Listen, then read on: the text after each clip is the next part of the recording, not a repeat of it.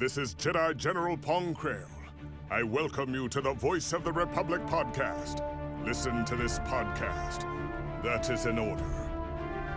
Your reputation precedes you, General. The reputation of a great new podcast. Hello and welcome to the Voice of the Republic podcast. This is Bonnie Peace, Baru from Star Wars. Time to see who's smart enough to join the hunt for the Voice of the Republic podcast. So, I hear we're going to be taking out separatists on the Voice of the Republic podcast.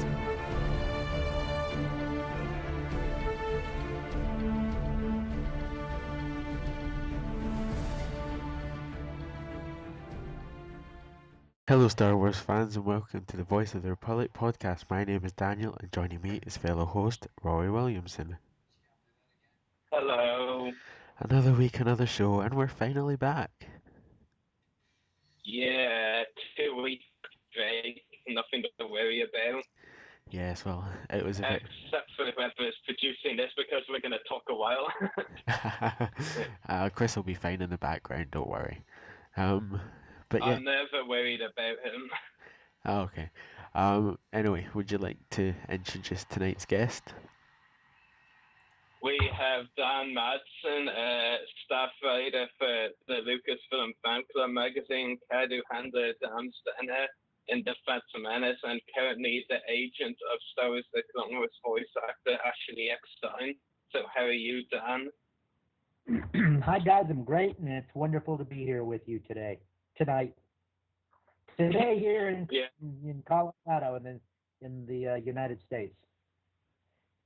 Yeah, it's great to have you on the podcast as well. Definitely, yeah. Anyway, thank you. I'm glad to be here. Yeah, it's good having you on tonight. So we'll get on with the questions, and I'll go first. And my question for you is, how does it feel to be part of the Star Wars community? Well, it's kind of a dream come true in a lot of ways because, I went to see Star Wars when I was 14 years old, and I absolutely fell in love with it. And after it came out, I, of course, went and made my entire bedroom into Star Wars, put pictures and posters on my walls, and bought every model kit and product that I could find.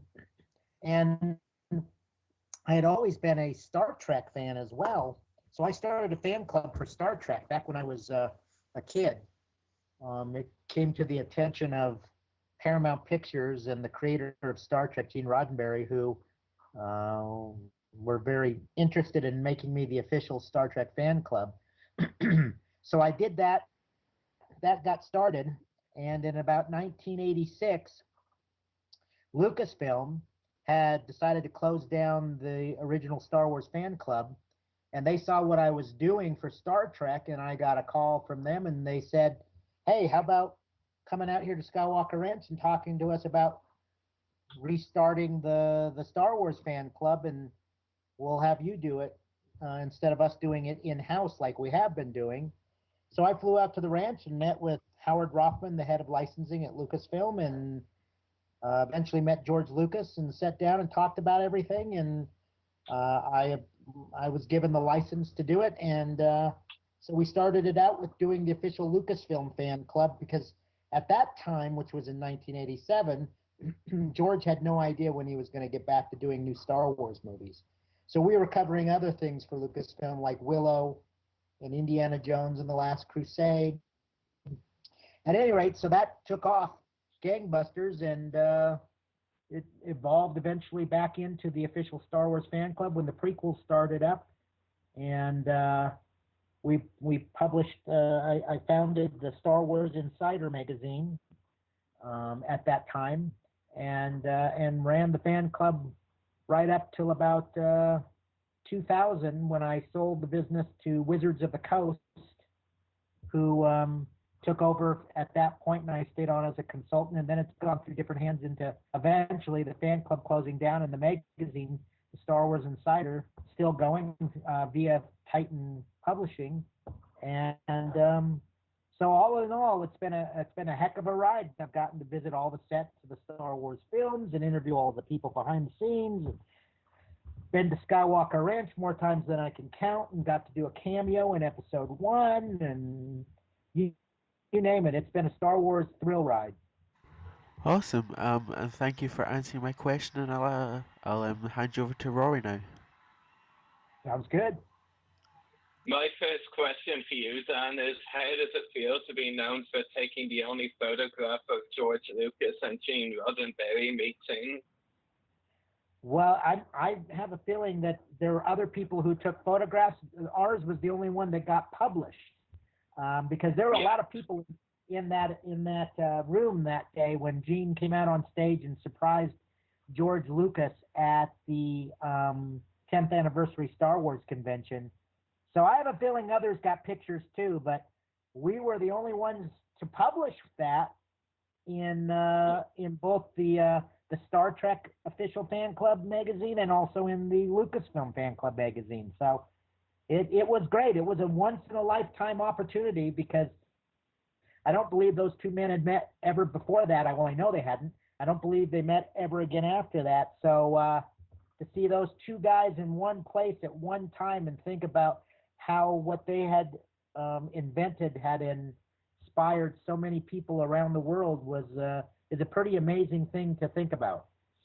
Yeah, yeah, definitely. And I suppose what you could say is that rather than it's being the only photograph, it's the only known photograph, as you said, of their meeting. Because as you said, others might have them. Yeah, only known photograph. I think you're right. I think that's probably the way to say it. You're absolutely right. Yeah. Anyway, my next question for you is it true that you were an organizer for one of the celebration conventions? Actually, I was the producer and creator of the very first Star Wars celebration in Denver, Colorado, which is where you're talking to me from. That's my home. And at the time, I was running the official Star Wars fan club and publishing the Star Wars Insider magazine, and got a call from Lucasfilm and said, hey, we're thinking about doing some sort of an official event. We think the fan club would be the right people to put it on. So flew out with my team to Skywalker Ranch and met with the Lucas licensing folks along with Steve Sansweet. And together we developed the workings of the very first Star Wars celebration. And it was a lot of work, because there had never been a celebration before.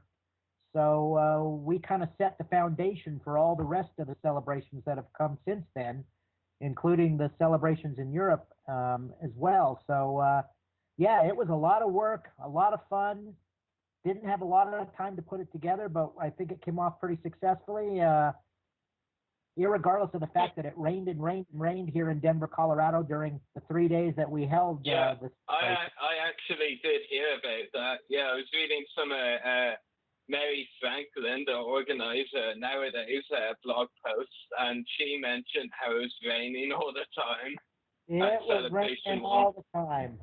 It was one of the rainiest 3 days in the history of Denver, Colorado, and it just happened to happen on the 3 days that we were putting the Star Wars celebration on. But we still had somewhere in the range of about 25,000 to 30,000 fans descend on Denver, Colorado from all over the world.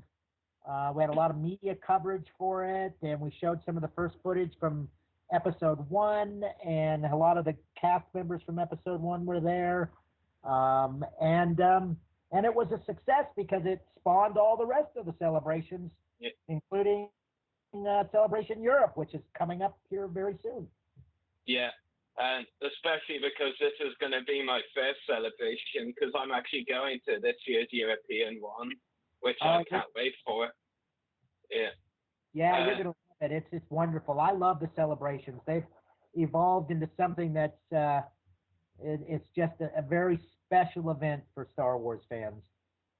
I mean, yeah, totally, because like I've been to conventions before, but they've really only been kind of the smaller fan shows. So this is going to be my first big convention, an official one, so to speak. Well, I'm sure when it's done, you'll be reporting on it right here, right? Oh yeah, definitely.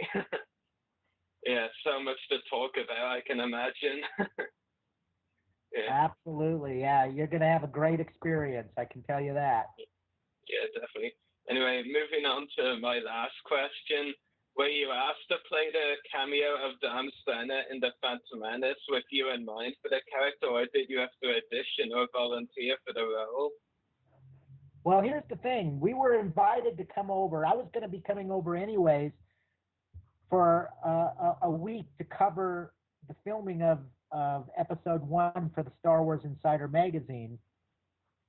So I was going to be coming over and interviewing everybody and just getting a behind-the-scenes feel for it so I could go back and report about it in the pages of the Insider. And so they offered myself and a couple of others who published the Star Wars magazines in other countries around the world. Patrice Giraud had done it in France, and there was others in Germany and such, that we'd all get to be an extra in the film that would be happening there in London, or not? Yeah, actually, I can't remember what studio episode 1 was shot at now. At any rate, it was there in England. At any rate, I came over and they fitted me for a costume that was specially designed just for me. And when I got there and was on the set, they decided that they would give me a special cameo in the movie as opposed to just being an extra. And George was there and was directing the scene, and so they pulled me out and had me do my whole thing where I come out and grab the reins of the canoe, and of course, there was nothing there at the moment I was doing. It was, thin air. There was not a single thing there, and they had to do all of that CG later on. I had no idea what it even looked like that I was reaching up for. They kept describing it as a cross between a chicken and a dinosaur, but I had no idea what it looked like. I was just imagining something there. And at any rate, so I got that and got to do the whole cameo part. And because the weather wasn't cooperating for the week that I was there shooting that, they needed me to stay an extra week because they had to do some pickup shots in other angles, and they needed me to come back and do come out there and do that again. So I had to stay an extra week, and came back and did more work with them for another extra week. And then after the fact is when they came up with the name for my character. It was kind of a mixture of my name made into a kind of a Star Wars sounding name, and got my own trading card and everything. So yeah, that was probably the highlight of my entire Star Wars career. There's no question about it. Yeah, it's really cool. It's definitely that you got to have your own role in the film. That's definitely something to, cherish, getting to be in a Star Wars film. So it's really cool. It is. Not everybody can say that. So yeah, I feel very fortunate. Yeah. Anyway, thank you for answering my questions, and I'll hand you back to Daniel now. So for any live listeners that are listening at the moment, it's time for fan call-in. So if you've got any questions, the usual. Either if you have me or Rari on Skype, simply call us or call channel 1138. But we do have a couple of written in questions that people can make. So from Daniel Georgiev, he asks, out of the jobs that you've done, all of them during the years, which one have you enjoyed the most? I would have to, I've done a lot of different things over the years for a lot of different sci-fi properties. Been involved with, obviously, Star Wars and Star Trek, but also have done things with Back to the Future and Doctor Who and the Sci-Fi Network. And I've just been, I've done a lot of things with all of them, but I would have to say probably my fondest memories are working as the publisher of the Star Wars Insider magazine, because I love Star Wars. I love the message that it sends out to people. And the people at Lucasfilm were always the very best, still are. So I have to say I really enjoyed working as that in that role. But the role I'm playing right now, which is the publicist and marketing for Ashley Ecksteins' Her Universe, is a pretty good job. I have to say I'm having a great time working with Ashley, who's maybe one of the finest people I've ever known. And that leads to his second question, which he asked: do you prefer being part of the films, like the Phantom Menace, for example, or do you prefer being behind the scenes, like being working with Ashley? I said Ahsoka Tano. Ashley Eckstein. I like them both, to be honest. I mean, I in my early days I was an actor and I had parts in a variety of things over here in the United States. And so I've always enjoyed acting and being in front of the camera, but I'm more a behind the scenes guy now, and I like being in behind the scenes and promoting somebody else. And I really have to say that I'm having a heck of a good time working with Ashley, and part of that is not only because she and her husband David are just two of the nicest people you'd ever meet, but the folks she's got surrounding her at her universe are some of the best I've ever worked with. Some of them, like Andrea Hine, I worked with at Paramount Studios back when I was doing Star Trek. But I really believe in what Ashley's doing. I think she's got a great idea, developing fangirl apparel for all the fangirls out there in the world, and that, you know, I think the quality of the work she's doing is great. So yeah, I'm happy behind the scenes these days. Awesome. And we also have a question from Dan Giester, who asks: have you been to all of the celebrations to date? I have not been to all the celebrations to date. I've missed several of them because I was busy working, couldn't get around there. I've been to, let's see, I think out of the 6 here in the United States, never been to Celebration Europe. 1 or 2 coming up, I'm not going to be able to make it to. However, Ashley will be at Celebration Europe too. Yes, and I get to meet her finally. Oh, I love yeah, her. I have to say. Yeah, definitely. Can't wait for that. You're going to have a great time meeting her. I predict she's going to be one of your favorites after you get the opportunity. Well, she already is one of my favorites. After this, she definitely will be number 1. More then. Yeah. So I've been to three celebrations here in the United States out of the 6. Awesome. And I believe that's all the questions for you. So yeah, thank you for everything. I have to say I've really enjoyed talking with you guys, and may the force be with you. You too, Dan.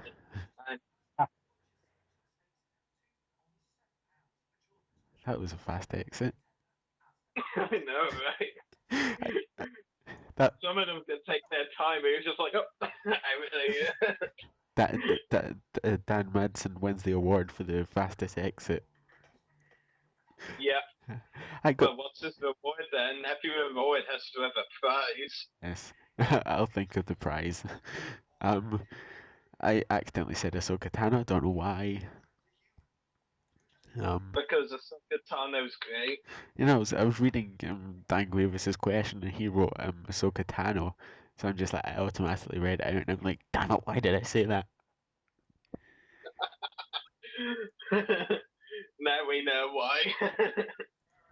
Oh, yeah, so if you've just tuned in, you missed Dan Madsen's interview, but don't worry, you can find it on YouTube this weekend. But yeah, so moving on to our topics for tonight. So our first discussion is the Yoda art clip from Star Wars The Clone Wars bonus content, which came out a week or 2 ago, but considering we weren't here last week, we have to catch up on it. Coincidentally, Dan, I mean, I actually remember this perfectly. It actually came out exactly the day after our last recorded episode. Typical, isn't it?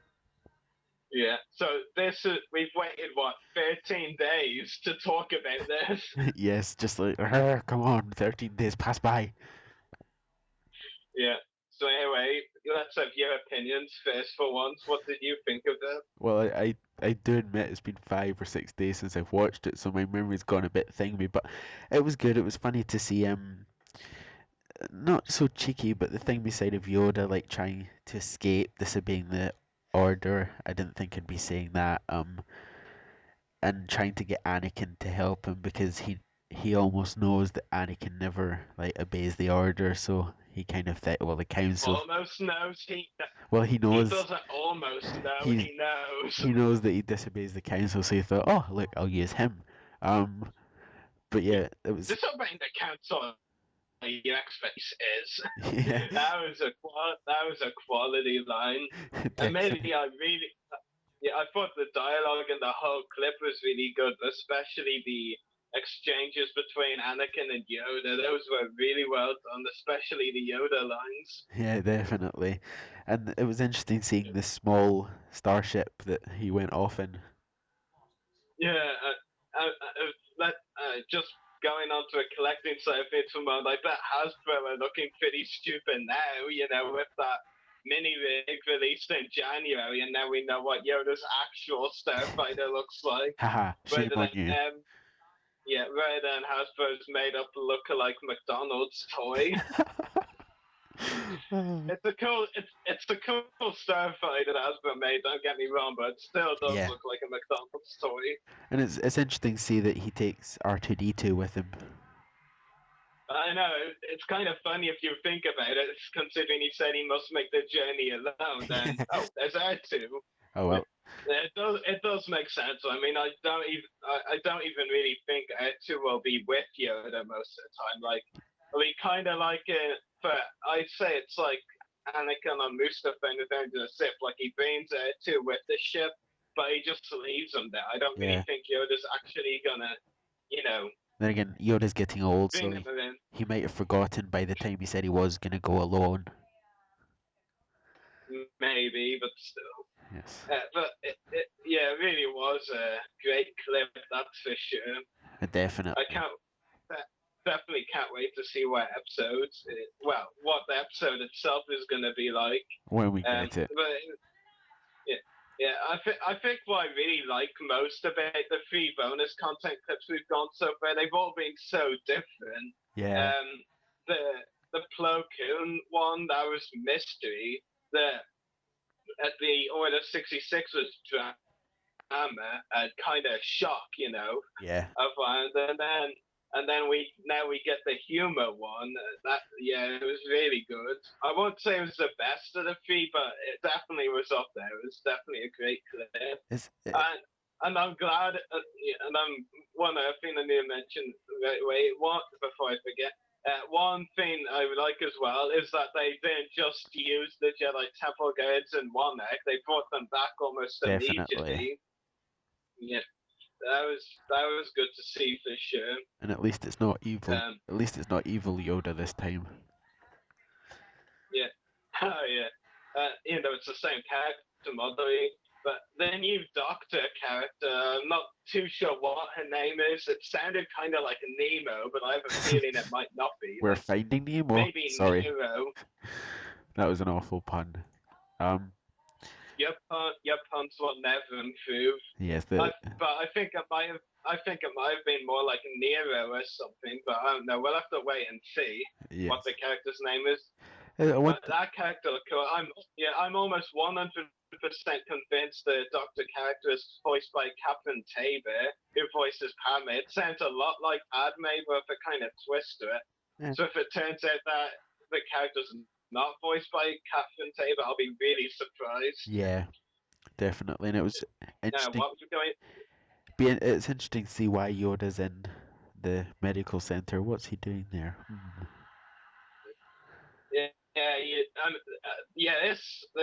This clip as well did have mystery to as well.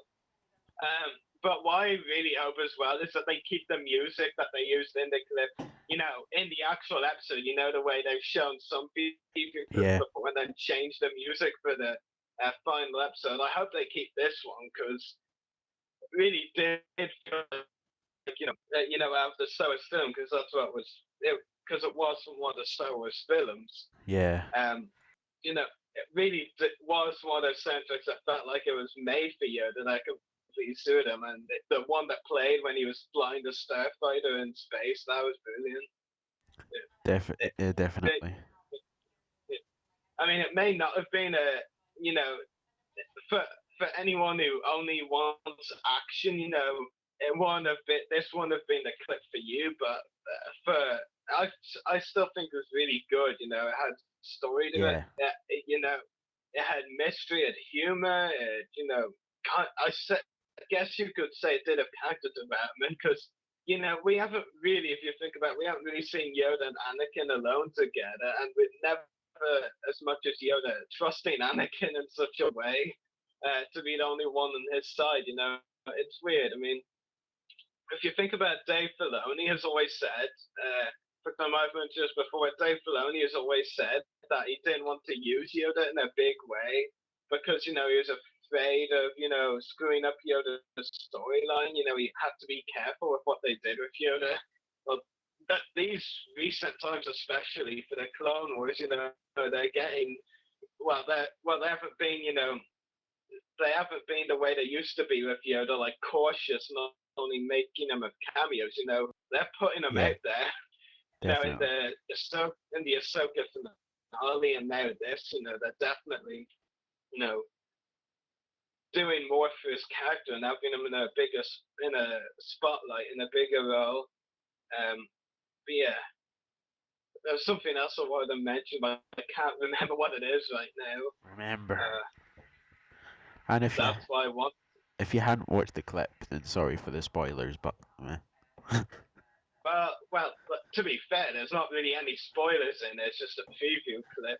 I know people that get very wounded up for spoiling trailers or clips or all these things. It's just like Yeah, definitely. But anyway.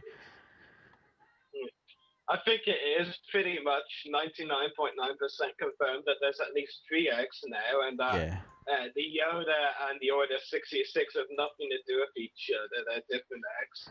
Yeah. And no, that wasn't the thing I was trying to remember to say. Wasn't the Wolfpack arc and the Yoda arc supposed to be the same? Yeah, they're the same. In fact, I don't even think it's you know, Plo Koon, so to speak. I think they're just one episode, as I said before. But we'll see.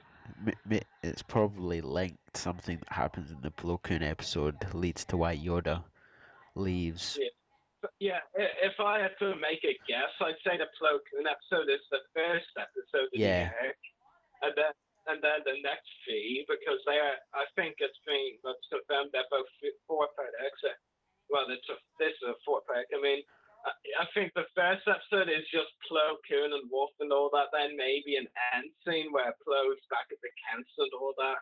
And then, you know, next 3 are Yoda, something like that. Oh, now I remember what I was going to say. Yay. I have a question to you, Dan. Oh, no. Yeah. Because this is what I believe, but do you believe the same, that Yoda, the place Yoda is going to alone is either Kashyyyk or Dagobah? Do you think it's either of those? Because I do. I think it's one of them. I'm not convinced it's Kashyyyk for some reason. I just don't know why, but I just don't see it. It could be that Dagobah, possibly. I know. But then again, it could be a completely different planet. Yeah, maybe. But I'm not completely up to scratch with my expanded universe, I have to admit. But as far as I'm aware, Yoda had never been to Dagobah before, you know, the Jedi purged and he went into hiding, you know. That I may be wrong for all I know. In fact, I probably am. But as far as I know, Yoda only had the first time Yoda went to Dagobah was after he went into hiding.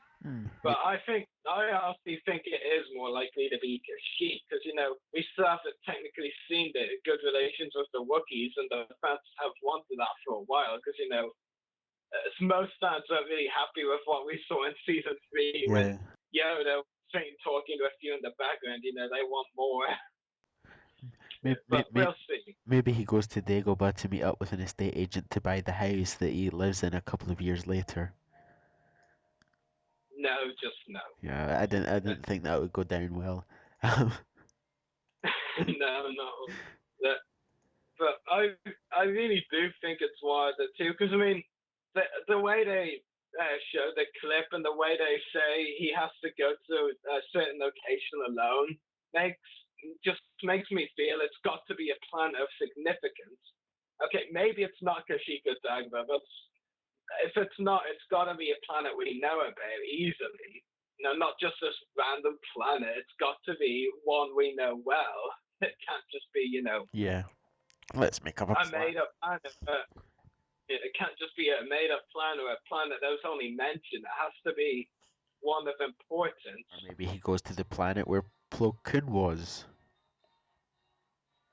Well, does it? I don't think so. I mean, they probably got the lightsaber back to the council. I don't think they need to go into a sandstorm again anytime soon. They might like sandstorms. No, that's just you. I don't like sandstorms. Have you ever tried one? I didn't know you could try a sandstorm.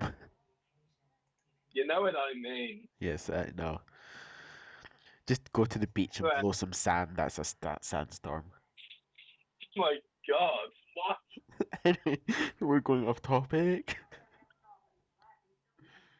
Yes, we are. Next topic, or do you have anything else on the Yoda arc? I think that's me pretty much done with the Yoda arc. And it's funny, hilarious tonight before we move on to the next topic that there's so many Dans involved. There was the guest Dan. Yes. There was me, and then two of the questions were from two people called Dan. That's just freaky. Anyway, our next Dan podcast. Welcome to the Dan podcast. Come on, my joke was bad enough. You just blew it out of proportion. Anyway, our next topic for tonight is what was. Oh my God. Our next topic for tonight is Star Wars Rebels announcements. Announcement. No announcements. I want my announcements. I only see announcement written down on the script. Maybe. Anyway, what is your view on Rebels? Well, it's interesting for sure. It was. Yeah, actually, Dan, sorry to interrupt, but can I share a joke with you? Go ahead. Yeah, well, because I checked the Star Wars Celebration Europe website before I check anything else. So when I saw the headline on the front page saying Star Wars Rebels, I was like, whoa, they're getting a lot of Rebel pilot actors at Celebration Europe too. Sweet. I clicked the link and I found out it's a new TV show. And I was like, double sweet! Yeah. Well, if it was Rebels at Celebration Europe 2 or it was Rebels a TV show, you would have been excited anyway. If it was either, I would be super psyched. But I think I'm even more psyched about a TV show than if there was a few, pilot actors. Yeah. But anyway, go on. You can now share your opinion on it. Yeah, it's definitely interesting that they're going to be bringing out this new TV series Rebels. It'll be interesting how they do it. I mean, are they going to continue with like the same character models? Obviously not the same characters, but like the same sort of character models. Are they going to start from scratch? Are they going to use the same sort of animation? I believe it is still going to be CGI. I mean, they have Joel Aaron on board, and he was the main CG guy behind the Clone Wars. So well, I mean, it's almost going to be in CG. They cut most of the Clone Wars like animators and stuff like that. So yeah, but essentially at the same time they did keep the best ones. Well, that's true. something. I mean, look at the Clone Wars crew that they've still got for Rebels. They've got Dave Filoni. And really, we need to say no more on him. Just say the name. He knows Star Wars better than most others. I mean, then there's Killian Plunkett, who's the lead design guy. I mean, he knows everything and anything really about any Star Wars design. I mean, did you see that Rebels video promoting it? The way he was nitpicking the window panes to see of the TIE fighter to see if Filoni got them all. Stuff. And then, of course, Joel Aaron, as I mentioned. So. Well, I mean, with Filoni on board, we won't be seeing scratch animation. We'll be seeing sort of standards as the Clone Wars, probably. Yeah. probably even better Well, because yeah, every year animation is getting better. So definitely. yeah, And I mean, I personally am really excited for this series because when Disney took over, I was worried. Even when I heard there was going to be another TV show from the place the clone was, I was worried it was going to be some kiddies show, or well, Rebels still could be for kids, but I really doubt it. Set in a dark time period, or two, that it would be set, after Return of the Jedi time of Episode 7. But no, it's not. I mean, aside from the Clone Wars, between episodes 2 and 3, and I love the Clone Wars, I always wanted an animated series between Revenge of the Sith and The New Hope. I never thought definitely. we'd get it, but we are. That's 20 years of stories worth that we can now have on screen, and it's going to be epic. Let's face it. That, I that, mean, that's going to be a long 20 years then. yeah, I'm going to be honest with you. The only people who don't like aren't liking the news about Rebels. One, those who absolutely despise Disney for what they did with the Clone Wars, and two, those who got so addicted to the Clone Wars they don't want to watch any other TV show to do with Star Wars, whether before the Clone Wars or what TV show that comes after it. I mean, I love the Clone Wars as much as the next guy, even more than most people. I mean, come on, I get so many celebrity guests from the Clone Wars for this podcast. Now, just think of who we interviewed and who we've still yet to interview. I put my time and effort into getting these people. Like lots of others don't. They're just big fans who don't really do anything to show for it. They're just people in the background. Something like that. But anyway, getting back to Rebels, I mean, it does sound exciting, for those who are writing up and think it'll be some key show. I mean, on the Celebration Europe, description for it, it basically said we'd see the Empire hunting down remaining Jedi Knights and stuff like that. Empire hunting down Jedi Knights, that doesn't sound kiddie to me. That sounds bloody. Yeah, let's stab them with a lightsaber. Oh, that's fine. It's for kids. Yeah, but I get your sentiment, but it's not going to be a kids show. It's not something stupid at time of Episode 7. This is good. This is actually something. This is something we wanted to hear, but didn't really believe we would hear, and now we're hearing it, and it's brilliant. And again, getting back to it, just think about who they've gotten on the crew for it. They could have just gone for these random people no one had heard about, and hope that people would come to like them. But no, they actually get experienced people who know what they're doing in animated series, or most of them do. Dave Filoni, Killian Plunkett, Joel Aaron, Greg Weisman. He's really well known in animated series. Spectacular Spider-Man, Young Justice, I believe. They showed one of his works in the video as well. Gargoyle was one of the first Disney animations, I think. And then, as well as that, they actually have an actual movie director and producer, I can't remember, with Simon Kinberg, who one is going to be producing, I believe, Episode 7 or something like that, and is also going to be making his own spin-off Star Wars film, and has done other films. This is big, getting someone like him on, and Greg Weisman. No, I mean, they're not holding back with the TV show. They're definitely going for it. No, this is just something they wanted to throw together to keep the Clone Wars fans, to keep Star Wars fans in general happy for a bit. They really want to please the fans. I will admit, I'm still not completely sold with Disney, and until I actually view anything that they make, I won't be completely sold. But I mean, anyone, whether you're against or for Disney, you can't judge it already. You have to actually have something viewable to judge on. I think that's my rant over. Yeah. If you can talk a bit. I mean, the interesting thing will be who will see what characters will carry on from Revenge of the Sith or Clone Wars, what new characters will be introduced, what characters from like the background, maybe you and all that, will be introduced to the series. It'll just be interesting who they explore with and who they bring in and who they continue on and all that.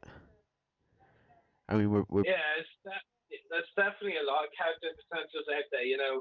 One thing I honestly would like to see more from the Clone Wars, we got a fair few of them, don't get me wrong. In fact, I'll take that back. We didn't get a fair few of them. We got the most important few, and that was the Imperial officers from, the original trilogy. We got the most important few, I'd say, or a few of the most important, Tarkin and Yularen.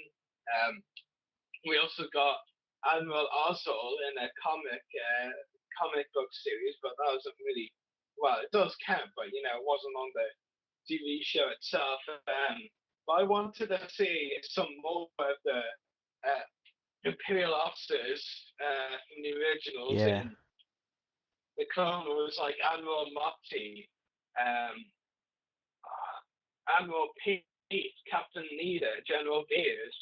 Captain Needa, by the way, he was actually in the Republic Navy at the time of the Clone Wars. He was involved in the Battle of Coruscant, so that's one Imperial officer right away they could easily have put in the Clone Wars. But then, so now I want to see a lot of these Imperial officers appear in Rebels. yeah. Filoni, and I have to thank my good friend Anthony for pointing us out in one of his Facebook groups, because I did technically kind of forget a bit about this, but Filoni had always said when creating some of the Clone Wars characters that there are those he felt could easily be continued on to a future Star Wars project. Though at the time when he said that, of course, he didn't know that he would be working on a future Star Wars project like Rebels. Now he can use them, especially as their fates aren't being resolved in the Clone Wars. And like there are those characters I think we will see in Rebels. I mean, I know I have been considering this was my last week of school, but for my holidays, I have been looking at the community a bit more. And I did notice there was a fan who was having a kind of Twitter circle or debate kind of with Greg Weisman regarding the Clone Wars characters. I mean, just this fan, Greg Weisman, this is very early on in Rebels production. He's obviously not going to tell you anything. I mean, sure, he didn't have to make it sound like that we won't get anything the Clone Wars related in Rebels, but come on, Dave Filoni's heading this. There's definitely going to be the Clone Wars related stuff in Rebels. I mean, I think Greg Weisman was doing nothing more than just, teasing the fan, being a joke around. I mean, they're obviously gonna sit down, they're gonna do the research, they're gonna make it as good as possible, make it as real, in some sense, as realistic as possible, investigate down like possibly all the comic books, all the stories, try and blend it in. I mean, if we'll see the likes of Starkiller in that, who knows? I know. To be honest, I have a feeling that they'd rather just, ignore the Force Unleashed, not trying to override it, just, avoid it, try not to make continuity out of it or something. I don't know. That's just my opinion. I think they might try and avoid it, though. But if you think about it, really, there's not a lot, as far as I'm aware, between Revenge of the Sith and New Hope. There's the Force Unleashed, the video game, and there's, obviously comic books out there. There's not really a lot else. There might not even be a lot of comic books out there about it, but again, I could be wrong. We'll see. I can't wait. I can't wait to see what they do with Rebels, though. I just hope there are a few things. I hope they don't, screw up on. Obi-Wan and Yoda are supposed to be in hiding, so if we see Jedi, I hope we don't see a lot of them. Maybe a few bits here and there, but obviously these bits, so to speak, can't really be, Empire related, stormtroopers and all that. Maybe if they can bring Darth Maul in there and have an Obi-Wan storyline with Darth Maul and all that, then maybe. Again, there is that rumor of an Obi-Wan spin-off film, so you'll probably save that for there. But again, we'll just have to wait and see. Yeah, definitely. Yeah, I will admit, though, I'd like to see Mace Windu return in the Rebels series, to be honest. mean, I think they could easily rewrite it so that he didn't die, to be honest, because I mean, let's face it, if we don't see a Star Wars character outright die on screen, they could easily come back, and they have. We saw him got swept away by the cleaner. Never seen that clip. I think it's Robot Chicken. I have, I still don't find it funny. But yeah, I mean, it'll be interesting how how they develop everything in between Revenge of the Sith and New Hope. If we start to see like stuff building up to the New Hope, like well, also we're gonna see the rebels. That would defeat. Yeah, that's another thing we have to touch upon there. That is very recommended for rebels are trying to avoid, but considering it's going to be a long series, I bet they'll be able to avoid it really. But the rebels' first major, they had probably minor victories, but officially the first major rebel victory was the Battle of Yavin and the New Hope. That was the first major victory for the Rebel Alliance. They had minor victories before that, definitely, but that was the first major one. So they can't have a major victory. Yeah. Maybe minor ones, but no major. Or a lot of original trilogy fans will be pissed. I mean, if you call it Rebels, asked to have Rebels, it's like, I mean, calling it Star Wars Rebels and then not having a single rebel on it would kind of defeat the purpose of the name, in my opinion. Yeah, somewhat. But if you think about it, in the latter stages of their show, the Clone Wars began to focus less and less on clones. Well, yeah, it went more bounty hunters and all that. Not so much really. In seasons 1 and 2, like they fitted clone troopers in, some made it to FPS, so even when it made no sense really, in my opinion. In seasons 3, 4, and 5, they definitely drastically cut back on clones, especially in season 5. But we can definitely tell there's going to be a lot more clones in the bonus content, so that's a good thing. Definitely. Yeah. Yeah. I mean, Commander Foreign is finally coming, so. Yeah. And I mean, if we'll see the transformation from phase 2 to Stormtrooper. Yeah. I'd actually prefer if they, started off as phase 2 and then gradually become Stormtroopers. I think that would make it a bit more, powerful if we see them first as phase 2 Stormtroopers, but gradually becoming Stormtroopers, and then, see them develop the armor and all. But I have to say, if they keep some clones from the Clone Wars in Stormtrooper armor, it'll be very interesting to see some of the clones from the Clone Wars unique design. Well, from Revenge of the Sith and the Ghost, it'll be interesting to see if some of their unique designs are incorporated in the Stormtroopers for sure. Yeah, and Dan Gister put on the chat, how do you define major or minor victory though, really? Well, that's what they called the Battle of Yavin, so. Well, major, yeah. I mean, you mean the space battle, yeah? Well, I mean, let's face it, the battle overall, but yeah, I mean, it was a big battle, wasn't it? I mean, sure, like I said, I'm not big on the expanded universe, I don't know a lot about it, but, from what I've heard, none of the Rebel victories were of that scale, the same scale as the space battle in Yavin. Above Yavin, I should say, really. You destroy a Death Star, that's pretty major. Yeah, there you go, that's it. They took down, at the time, the Empire's most powerful weapon before they built Death Star number 2. Yeah. We've got a Death Star, well, we've got lots of mini ships that'll just blow up in a second. Yeah, but what I also want to see is prototype of the Death Star. Kind of like we saw in the Force Unleashed. We saw the Death Star, but wasn't anywhere near finished really. So yeah, I'd like to see that as well. There's probably numerous other things I'd like to see, but I can't remember them all. Well, if there's a 20-year period in between. Yeah. We're gonna see a lot. Yes, definitely. Moving on. So. Moving on. moving on to our next topic of the night, it's new Hasbro pictures of many, many, many stuff. I can't be bothered saying them all, so I just said many, many. I'm just, I don't. Okay, let's break up in a few sections. So first off with the vintage packaging vehicles, big Stargliders, X-Wing, Boba Fett, Slave One, and TIE Interceptor. So what do you think? Well, to be honest, I haven't seen the pictures. But they sound pretty Why interesting. doesn't that surprise me? Huh? Why doesn't that surprise me?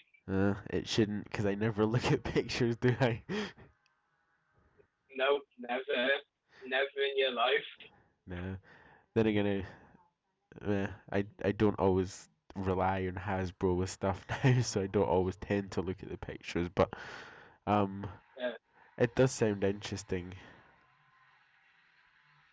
It's all free. Yes.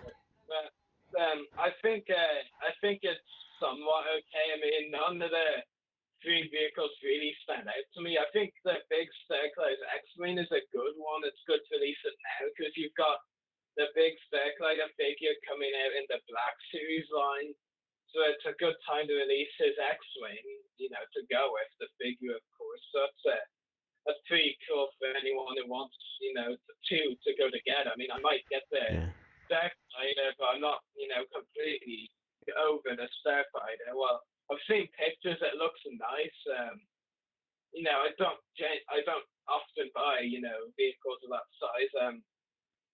Boba Fett Slave One, it looked nice. But it's not a Boba Fett Slave One. Nothing we haven't really seen before. But it did look to have a nice paint scheme. I'm not really too sure what, if anything, was new about it. Yeah.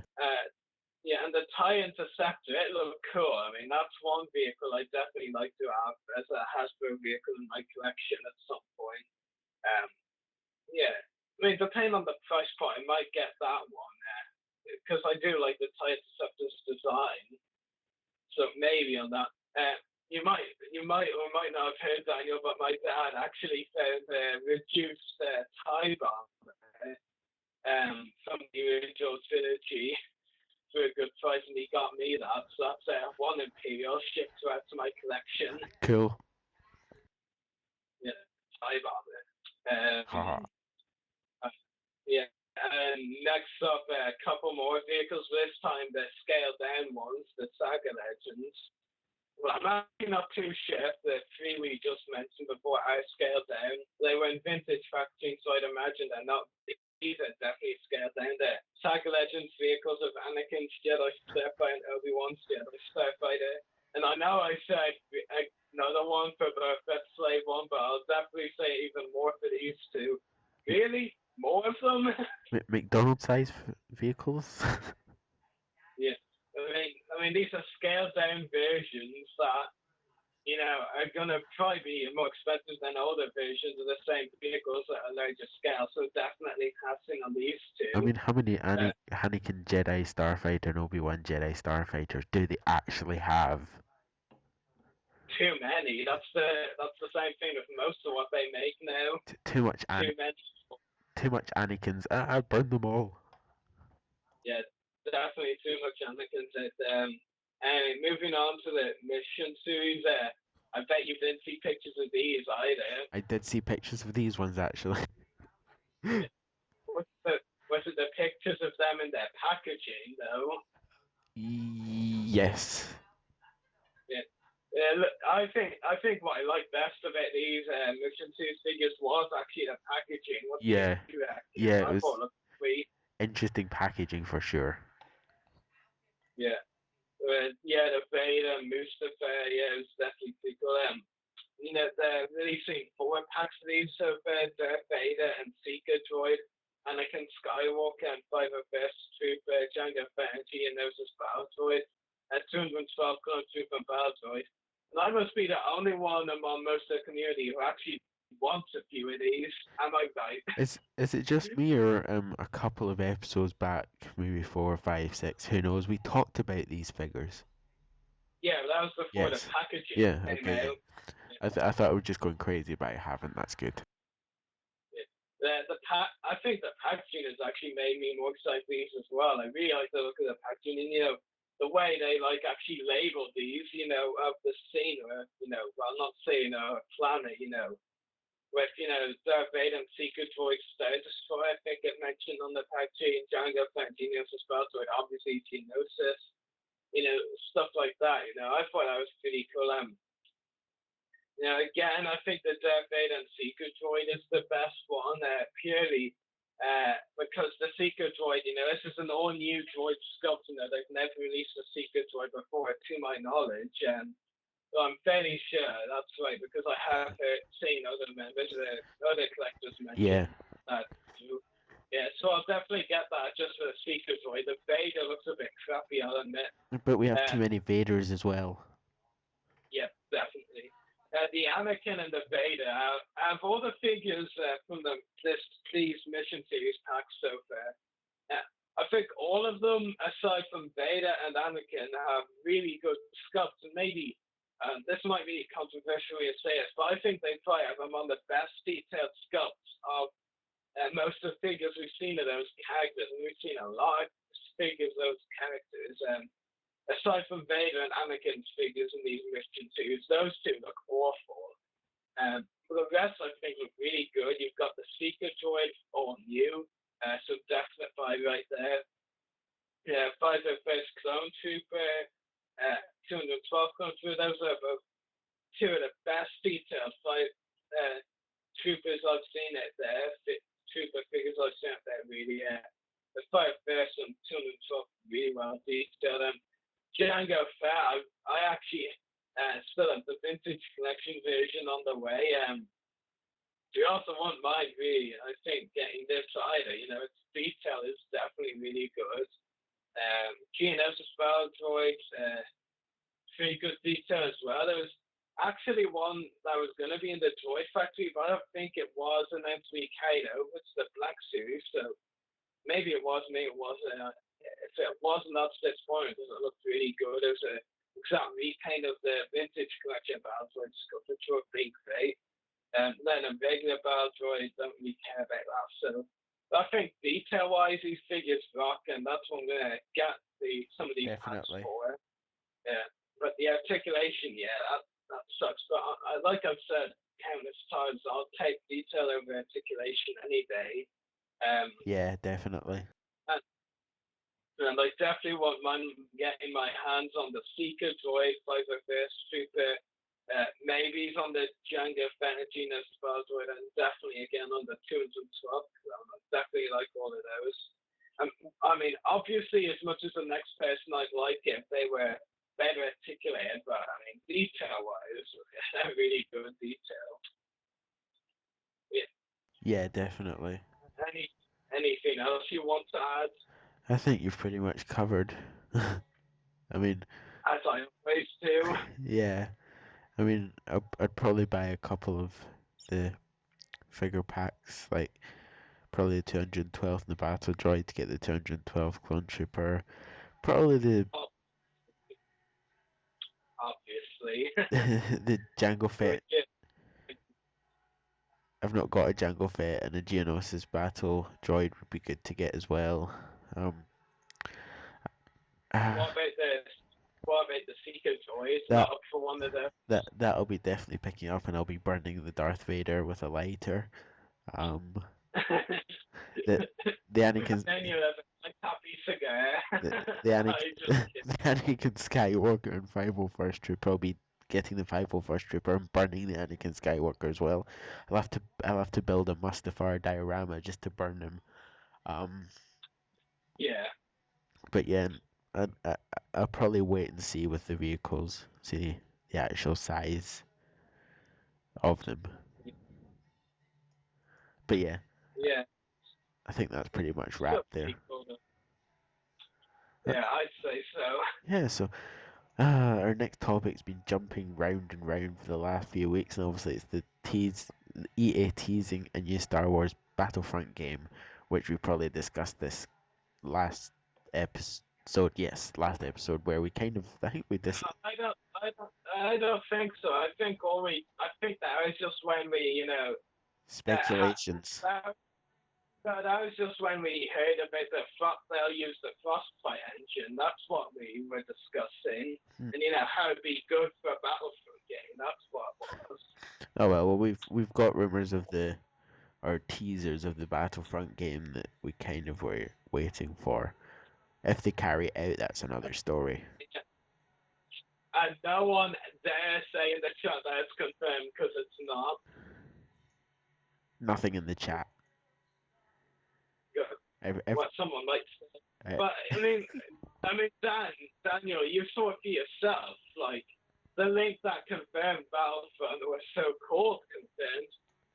They took that page down. Like if you try and get to that link again, like I've tried countless times, you'll get nowhere. It just says page cannot be found. But I'm pretty sure they set up another link, or that was my imagination.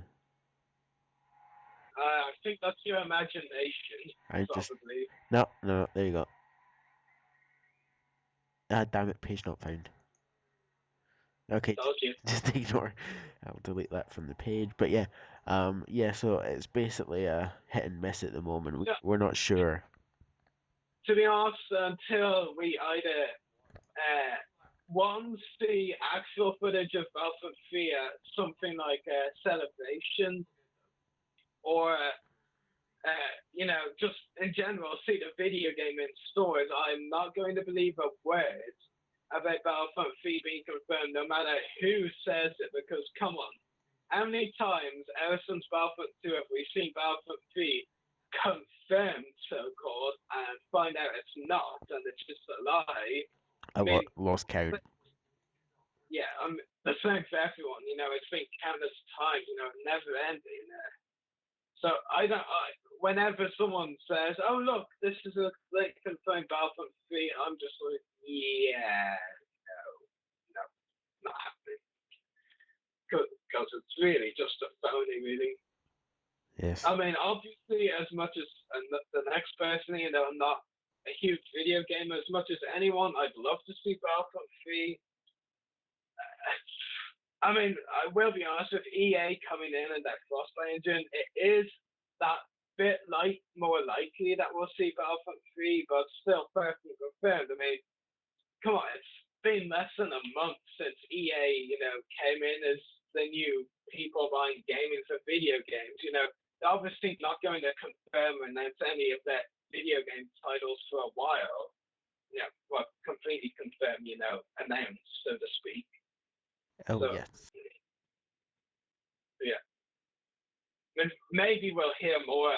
Maybe we'll get a few announced at Celebration Year 2, but I won't say any sooner than that. Yeah, I wouldn't hold up much hope at the moment about the Star Wars Battlefront 3. But did I say that? Yes, I did say it right. Maybe you said Battlefront 2 3. No, Battlefront 23. But yeah, hopefully we'll hear some proper confirmation of that soon, and not a link that goes up and then disappears after 2 minutes. Yeah, I know, right? Well, looking at the script, it looks like somebody has to come now. Maybe. Is that person? If he answers. Well, bring him into this little chat of ours. Oh no. There we go. So hopefully, if he answers, joining us will be Paul Dunn from 3PO's Autograph Collection, and we'll be talking lots of Celebration. It's not 3POs. Can you not read it? Threpios. That's what I said. It says Threpios. That's what I said, Threpios. No, you said 3POs. It's probably the accent. No, it's not. Dude, you said 3POs. We heard it. That's what I can read. Well, no, it says Threpios. Yeah, Threpios. You said 3POs. I'm sorry, listeners, for this discussion. I'm sorry that you had to have your butt handed to you on recording because you said 3POs. This is how we entertain ourselves while we're waiting for a guest to arrive. Yeah, definitely. Oh, you said 3POs. Okay, if no one else heard it, then I must be really sleepy or completely insane. But I swear you Let's said 3POs. let's not turn this into a cat fight. But we already did 30 seconds ago. I'll grab Andrew, I will get in a coach, and I will come to Ireland. How is that threatening? Well, by the time I get there, the threat will have disappeared, and Andrew will probably be in the toilet 24/7. Yeah, and the door will be hanging open because it's broken again.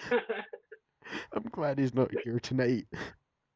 He would have probably rage quit by now. I'm so going to tell him that. You're just such a little telltale, aren't you? No, he just likes to hear stuff.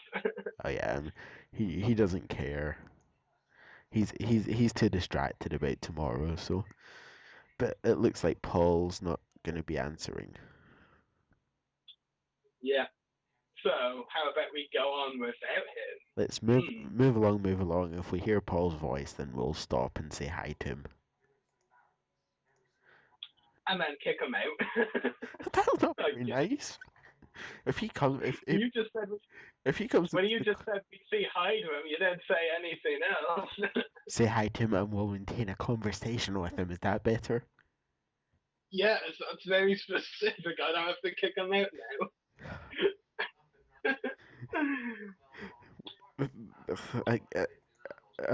God, our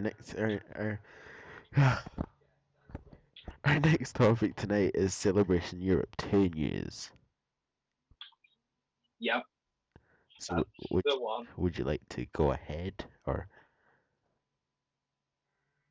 just sit there in silence or just continue catfighting until Paul arrives?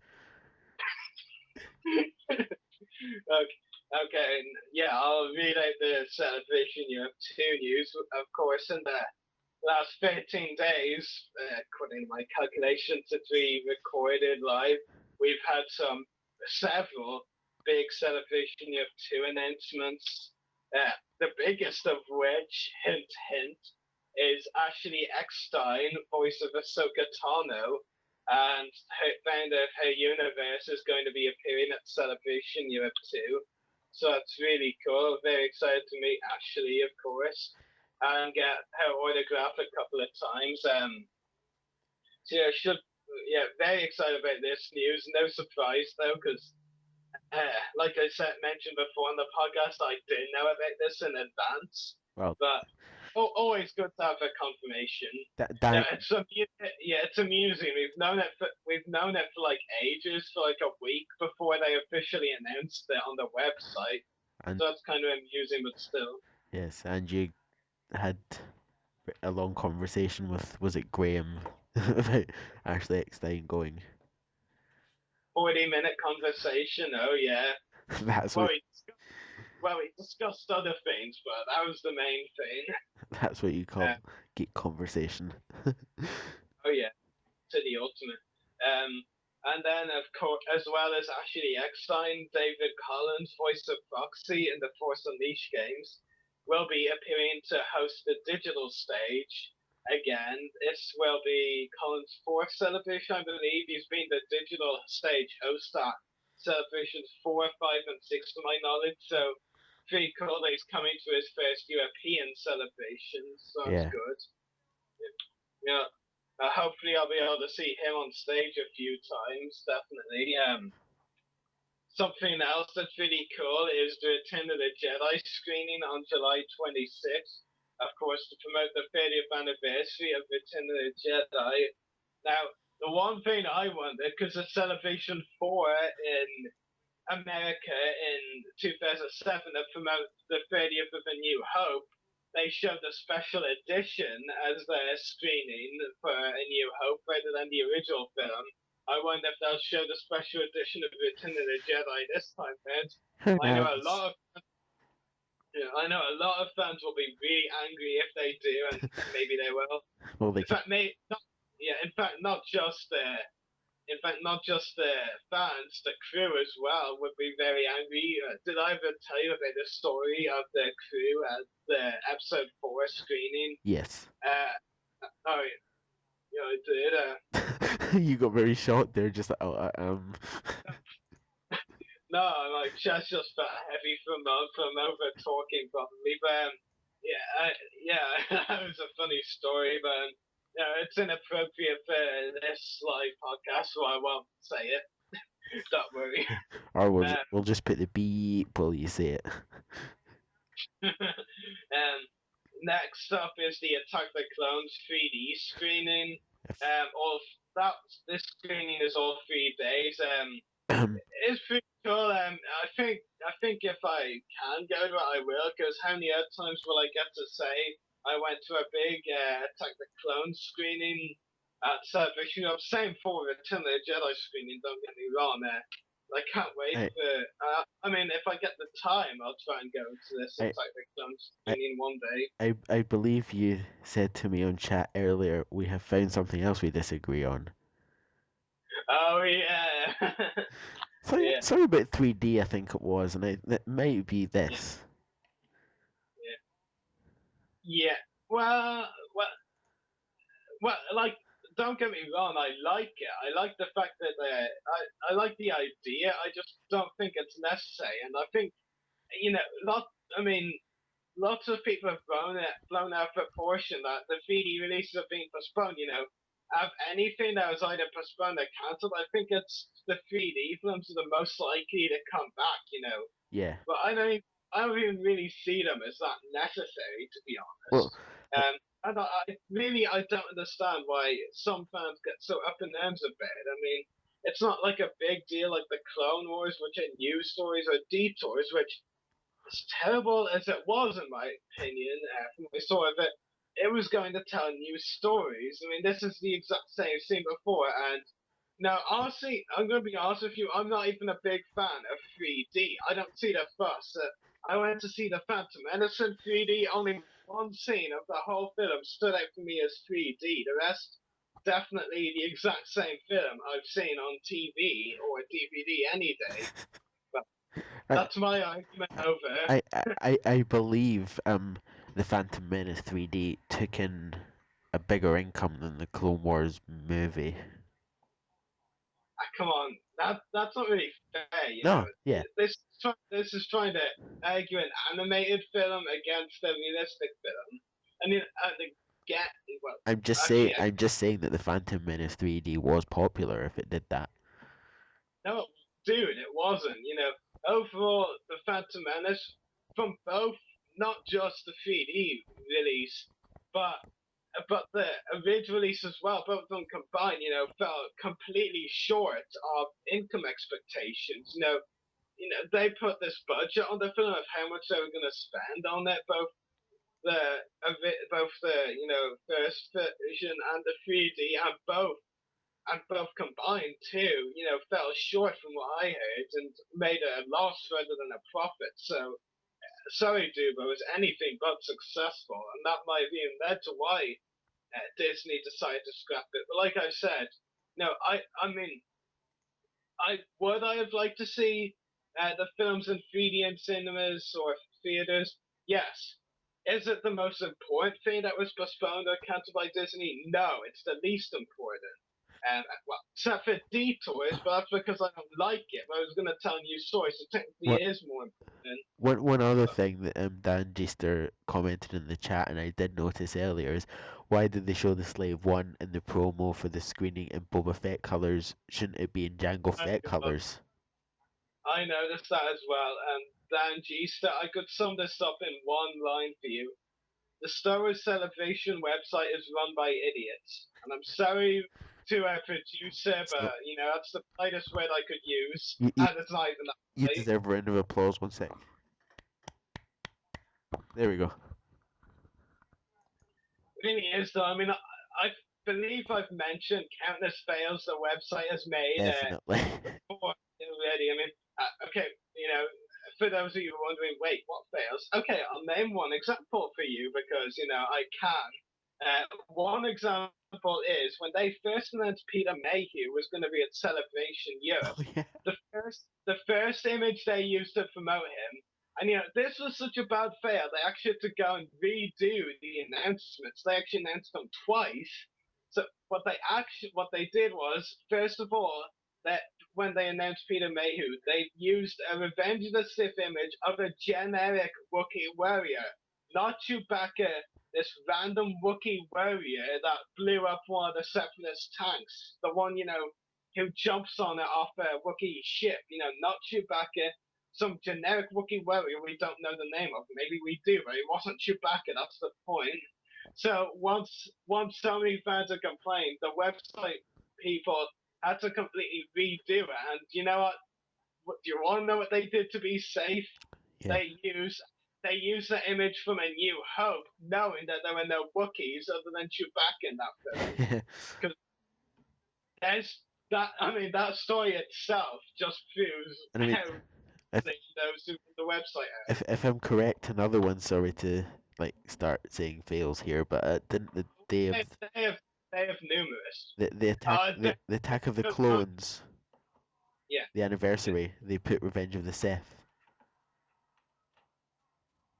No, that wasn't the Celebration website. That was the official Star Wars Facebook page. It's not related. Fair enough. It's probably ran by the same people. I wouldn't be so certain. There's many people in the community, but because I wonder, just show how bad they work here. Here's two more fails for you from the Celebration website. When they announced Anthony Daniels, this wasn't as bad as what they did with Peter Mayhew. In fact, I may be wrong, but it was definitely one of the guests. It might not have been Anthony Daniels.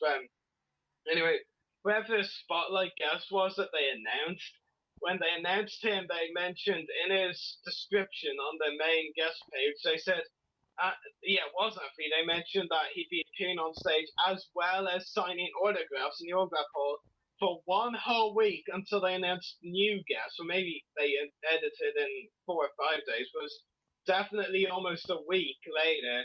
They only fixed the autograph guest section, because then they said he'd be signing autographs, but they never listed him in the autograph section until several days later. Seriously, that's pretty bad. This isn't so much as a fail, I guess, but it still amuses me. They put up the Celebration website early, and then they put up the Celebration website 1 or 2 days early, and then Dave Filoni as the first guest. And then when they found out that they put up early, they took it down immediately. But that was funny. But I think that's enough proof for Dan. There's 3 fails for you. I think it's enough proof for everyone that the Celebration website is. Well, I don't want to say anything rude, but they could use a lot of work. That's the lightest way I could put it. Definitely. They've made numerous more fails than I've mentioned, but those are the 3 that stand out. Anyway, moving on, there's also the Hasbro Black Series 6-inch exclusive Boba Fett hands-on Conan exclusive.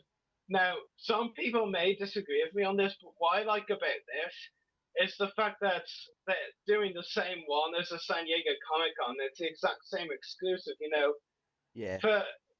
For most of the time, Hasbro would bring different exclusives to different events across the world, And, some people would get their hands on one, they'd also want the other, and it would be really complicated trying to get the other one when you had this one.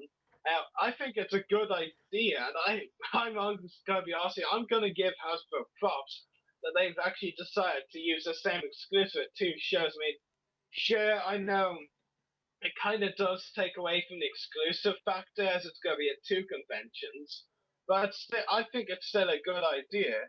I mean, if it's a decent price, in my opinion, I'll pick it up definitely. As Europeans want that stuff as well. Yeah, definitely.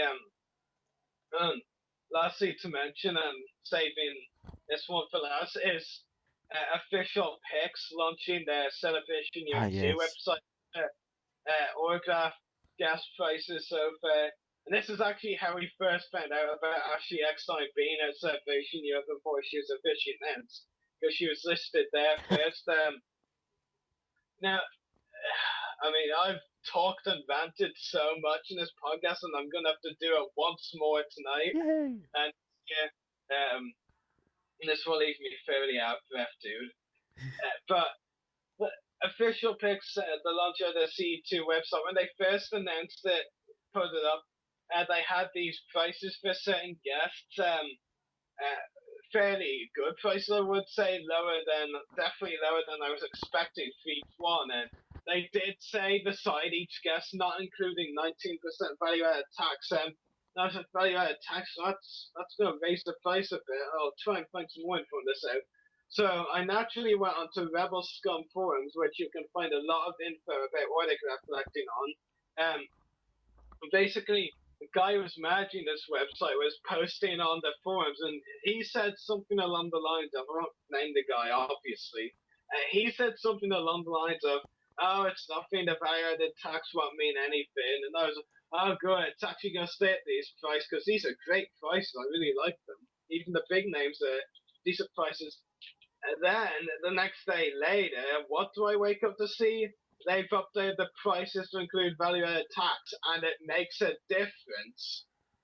Really. I mean, if you were going to buy one autograph, I guess, especially with some of the lower guests, it wouldn't really make that much of a difference. But if you combine all the autographs you want to get, it's going to make a difference. Here, it's kind of sad, but I actually have the original and the new prices memorized in my head, aside from a few. Okay, so I'm gonna name the differences right here. Ian McDermott was €90, now €110. Now, considering this dude was $125 at Celebration 6, I was shocked by the €90 price. It was still too much for me to want to buy his autograph, but I was really surprised.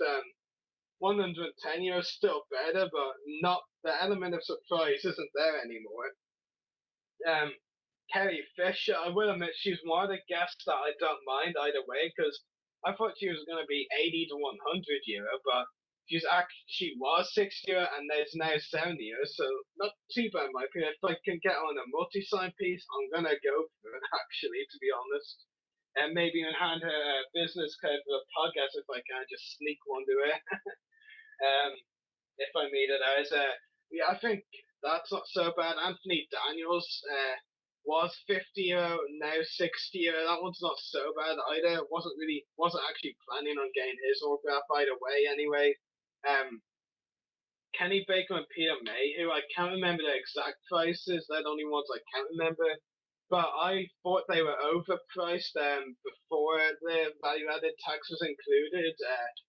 And now I believe they're even more of a price. Because, I mean, come on, Kenny Baker.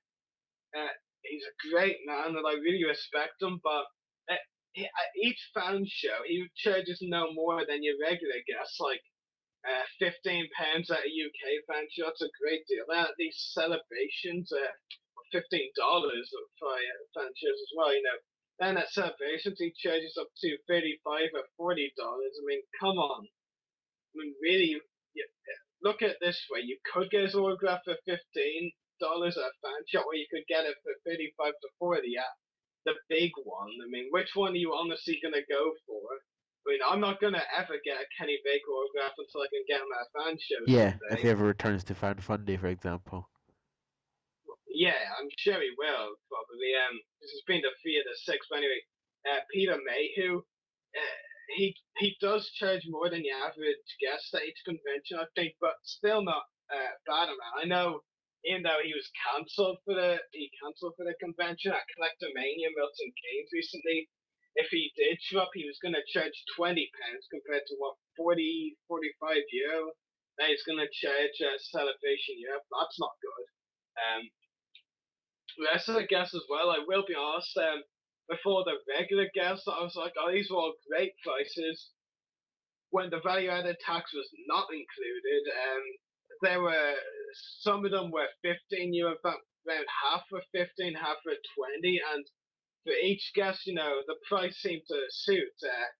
aside from a few of them who I thought were slightly overpriced there that were €20 when I thought they should be 15, but no, it still wasn't bad. But now that's changed.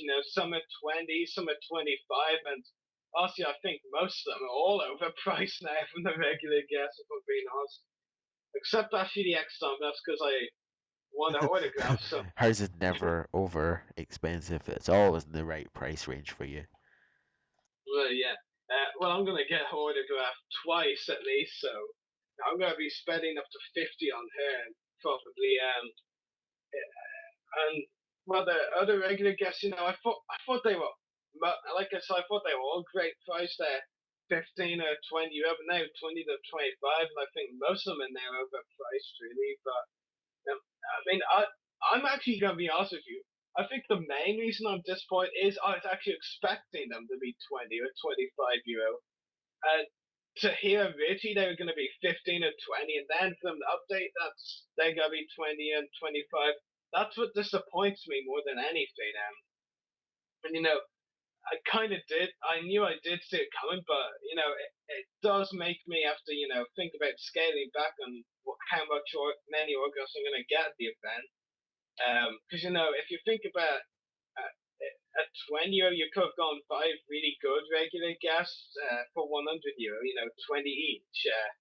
Now you're considering 20 crew on very minor cast, five autographs, £20, €20 each. Minor cast or crew, at 25, 4 autographs each for the more known cast. Kind of a bit disappointing to be honest there, but that's just my opinion. Like I said, I think what really grieves me most is one that we saw they were going to be as one price, and then hearing, of course, seeing that this dude from the official picks was posting in the forums saying that the value-added tax meant nothing, then it does. Maybe I read him wrong, but I'm fairly sure that's what he was saying. But I mean, honestly, excuse me. I'm happy that I'm actually going to be someone who's going to the event rather than pre-ordering autographs, because from what I've seen or heard, the autograph price for pre-ordering at Salvation Europe, no matter who you're getting, they all sound overpriced if you're pre-ordering. Well, not some pre-ordering, but doing a send-in or getting offline. That really sounds like definite overpriced. Yeah, what can you do? In fact, what you can do is say, look, I've got my Scuba Soaker figure in my hands right now. It says one thing, I'm getting signed by Ashley Ecksteins. There we go. That's something I can say, or I do. But yeah, I think that's all the ranting I need to do tonight. If I want a voice for another few days, but at least it's summer for me now. For you. Yeah. And I still have a bit more talking to do, it seems.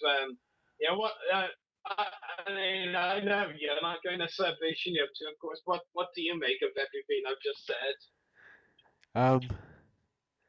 Well, I agree what you're coming with the prices, that it's kind of overrated with the tax on it, but I suppose like they think since it's a big event, let's charge more. People are going to buy them anyway. But Well, that's not the thing. Actually, that's it's because this show is in Germany. It's in a country that's not American. The company is based in America, so it charges them, extra money to have it here. But I mean, I did hear that was the core reason for having it in a different country meant extra money. But again, when you consider that someone's came out from official picks and said that the value tax meant nothing, and then to find out it really does, and it makes quite a difference. It's kind of annoying. But I mean, for those who I spoke too fast and didn't quite understand it, what I said was Ian McDermott cost €20 extra, Kenny Christian and Anthony Daniels cost €10 extra, and all the other guests that I had known so far, like the regular guest culture, cost €5 extra. That's the difference. And like I said as well, I mean, from the center, if you're thinking about one autograph, that doesn't sound like a lot. If you're thinking about many, or multiple, that's a lot. Definitely. And I'm one of those who's wanting many. So I'm definitely going to have to put in more serious consideration to I get that. Especially when you consider that we don't even know all of this guests yet. There's still many more to be announced. Yes.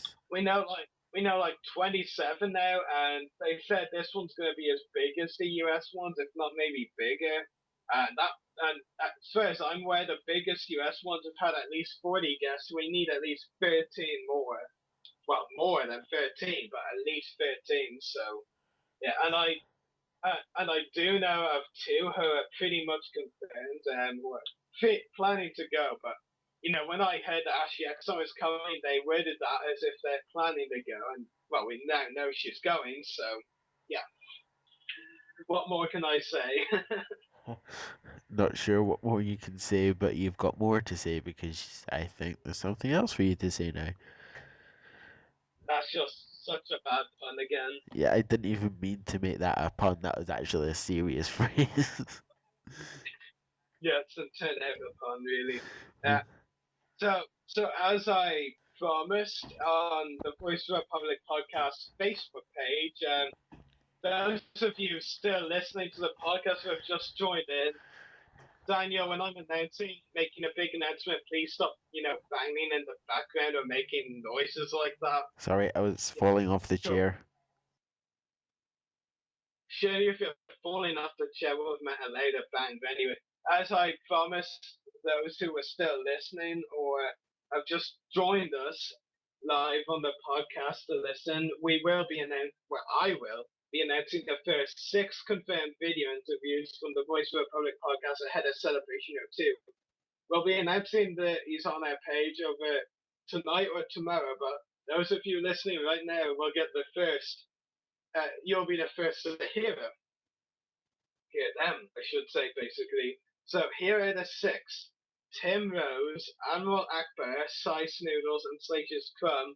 So Tim Rose, you all know, he was the actor in the costume for Admiral Akbar. He was also the puppeteer. He wasn't actually in any costume, I believe, for Cy Snoodles and Slatius Crumb.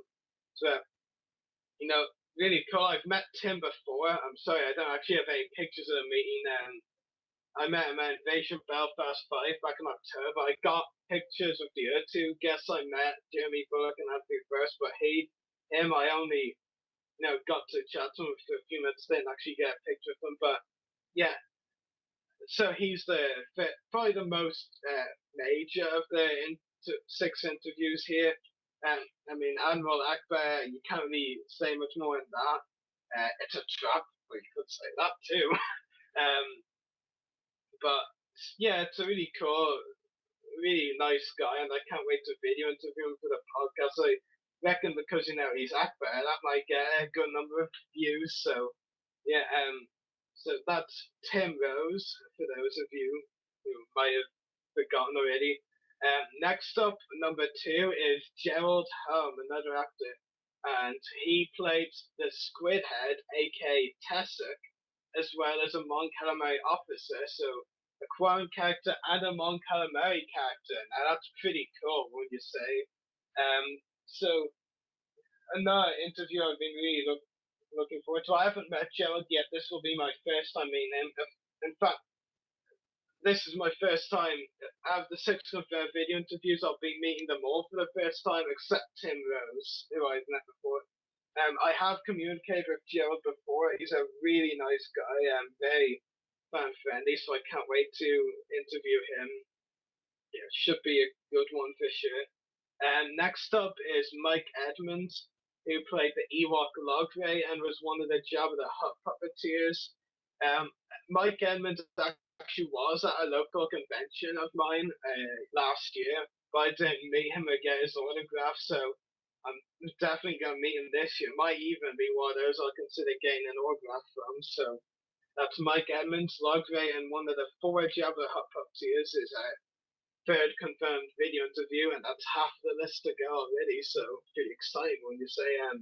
Anyway, next up, number 4, and this is one I'm personally excited for, and it's not just because the guy shares the same surname as me. I like his character as well. and that guy is Simon Williamson, who was the puppeteer for Max Rebo. And if you're a Lego collector, you'll know, people have wanted a Max Rebo minifigure for a long time. We're finally getting one soon. And as well as being the puppeteer for Max Rebo, Simon also played a Gamorrean guard. So that's Simon Williamson, Max Rebo puppeteer, and a Gamorrean guard. So yeah, very cool. Can't wait to meet Simon. I'm pretty much definitely gonna get his autograph. Yeah. Next up, and actually, I'll be honest, this is the one that surprised me most. That agreed. I heard this guy was a bit of a quite reserved one, so I thought he might, not be up for this sort of thing, but he agreed. So I'm actually really happy with that. And he's pretty cool. He has a lot of Star Wars credits to his name. And that guy is Dickie Beer, who was the Boba Fett stunt double in Return of the Jedi. And he also played Barada, or now better known maybe as Kipper, the, Clafurian, or no, I'm probably saying the name wrong. The same species as Castus from the Clone Wars, let's say that. Yeah, so Barada, Rebel Trooper Junkin from the Endor scenes, a Stormtrooper and a Sked Trooper. So that's Dickie Beer, Boba Fett stunts, Barada, Rebel Trooper Junkin, Stormtrooper and a Sked Trooper. I think he had one of the credit for his Star Wars roles in Return of the Jedi, but those are definitely the ones I remember anyway. So yeah, very cool. It'll be good to get another video interview with another Boba Fett person, because as you know, we have got one of Jeremy Bulloch from the Star Wars Fan Fun Day on the way. So yeah, that's one I'm really looking forward to as well. And last up, this is you've heard this guy on the podcast a couple of times, and now I'll be video interviewing him in person, so it's really exciting. And that guy is Toby Philpott, one of the other Jabba the Hutt puppeteers. So yeah, really looking forward to meeting Toby, because we've talked to him a few times on the podcast. He's a really cool guy. So yeah, I mean, one interesting tidbit I will give you about just over half, maybe even four of the six of these confirmed video interviews. Four of them, the first four, Tim Rose, Gerald Holm, Mike Edmonds, and Simon Williamson, I asked them to be on the podcast before the Celebration Year 2 was announced. They couldn't because none of them have Skype. So,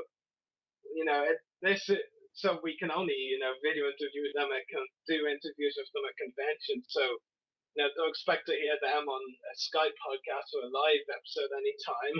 So, yeah, pretty cool. Toby, of course, you've heard a few times, and Dickie BF didn't actually know and I could communicate with him until I searched him up after I heard he'd be at Celebration of 2. So, pretty cool. So, that's 6 confirmed video interviews already. The usual drill, we'll announce them on the page soon. And then at a later date, we'll post new logos like we did for the Fan Sunday of them. You can leave your questions then for the video interviews for any of them. So I'll just name them one more time for any of you who lost track. Tim Rose, Admiral Akbar Slice Knowles and Salacious Crumb, Gerald Holm, Tessic and the Mon Calamari Officer, Mike Edmonds, Logray and one of the Jabba the Hutt puppeteers, Simon Williamson, Max Rebo and the Gamorrean Guard, Dickie Beer, Boba Fett Stunts, Barada, Rebel Trooper Junkin, Stormtrooper and the Sked Trooper, and Toby Philpott, one of the other Jabba the Hutt puppeteers. So 6 excellent video interviews coming your way, and I know some of you may be thinking, well, that's very original trilogy bias, because all of them are original trilogy cast, of course, but most of those attending these conventions really are original trilogy based. I mean, if you look at the Celebration of 2 guest list itself, most of them are from the original trilogy, namely Return of the Jedi. So, yeah, but these are 6 really cool video interviews that will have come in your way. 5 original ones for the Voice of the Republic podcast, because, Toby you've interviewed before. This will be my first video interview with him, and the other 5 will be all new video interviews, so definitely keep an eye out for those, and hopefully we'll have more Celebration of 2 video interviews to confirm. So that's all the subdivision you have two video interview guest announcement said, now because I'm extremely nice, I'll also, before handing you back to Daniel, give you a hint at an upcoming podcast or Skype guest, live episode guest for the Voice of the Republic podcast, because I don't want the Clone Wars fans to be left out. So I'll give you this hint. I haven't announced this one yet, so here's your hints. Okay, the Clone Wars guest that I haven't confirmed yet for the Voice of the Republic podcast, but is almost certainly coming on, was in the Onderon arc and did not voice a good character, so he was one of the bad guys. So there's your hint. Let's see how many of you guess and how many of you guess right, if any of you. So Daniel, are you still there? I believe so. Good. I was worried for a moment that you were gone. I was gone, but I did return In time. in time. And now I'm here again, and I'm guessing it's my usual job then. Yeah. So this has been a fun episode, so it's time to wrap it up, unfortunately. So make sure to check out our YouTube channels. The podcast is www.youtube.com/user/voice of the republic 1. Mine is www.youtube.com/user/14mr.das. Rory's is www.youtube.com/user/separatist destroyers. Also check out Dan Madsen on Wikipedia. Dan Madsen. That was a very bad saying of his name. Yes, I got your message and I tried to kind of look at your message and say the thing and I got confused. But anyway, Yeah, wrapping up. you can find him on StarWarsWiki.com/wiki/Dan Madsen. And also check out our friends at Clone Wars Weekly Pod. Why do you keep calling him Madsen? It's Madsen. And also check out our friends at Clone Wars Weekly Podcast. Just simply type in Clone Wars Weekly on Facebook and you're bound to find them. And also check out Channel 1138 on Facebook, where we we broadcast live from every week, where we bring you fun and interviewing guests. So check them out, channel1138.com, not .com. Well, you can put .com if you want, I'm sure it'll come up. But also check out our sponsors, Hunter Toys. Simply put Hunter Toys on Facebook, if not www.facebook.com/page/Hunter Toys. Also Jedi Business, the same, www.facebook.com/Jedi Business. And finally Retro Star Wars, same, www.facebook.com/Retro Star Wars. So if you just tuned in, well, that's a bit unfortunate for you, but don't worry. During the weekend, during the weekend, you'll find our podcast up on YouTube. And if you didn't hear the YouTube link, well, just go and find our Facebook page. But yeah, so I think that's everything for this week. The episode has actually been shorter than I predicted, but yes. Almost. From Dan, Rory, and me, Dan, may the force be with you, Star Wars fans.